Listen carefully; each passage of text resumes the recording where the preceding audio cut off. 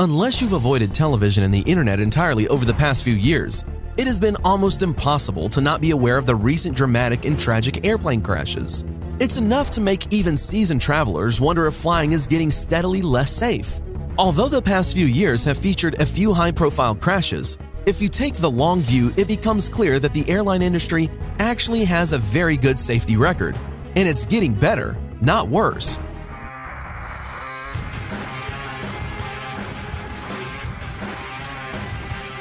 According to the International Air Transport Association, in 2015, there was one commercial jet accident per 4.5 million flights. This was in line with 2014, when the number was one accident per 4.4 million flights, and better than 2013, one accident per 2.4 million flights. In 2015, the 510 total fatalities were out of more than 3.5 billion journeys. On average, you would need to fly every day for 55,000 years in order to be involved in a fatal crash. Here are 11 things not to do on a plane. Driving is the obvious first comparison, and the National Safety Council notes that your odds of dying in a motor vehicle crash are 1 in 112. Your odds of dying in a plane crash? 1 in 96,566.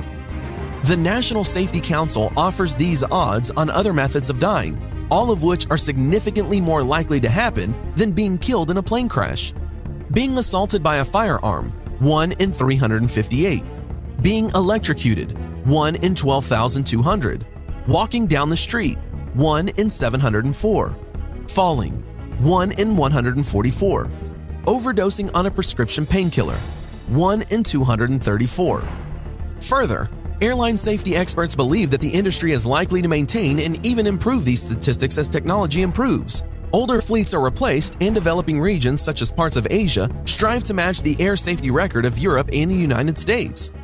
There are a bunch of good reasons many of us remain wary of air travel, and none of them is because we are idiots. For one, many decades, air travel really wasn't so safe.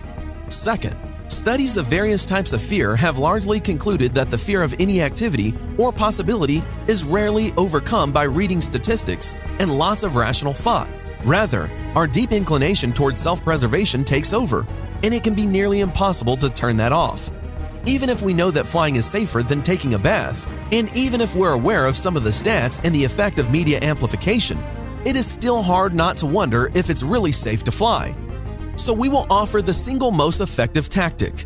Look to the leaders of the team, the flight attendants and pilots. These folks choose to do this every day as their job. They get up early, put on work clothes, have a quick breakfast, commute to work. And then, as routinely as many of us go to the office and boot up the computer, get on a long-haul plane. Look at their faces.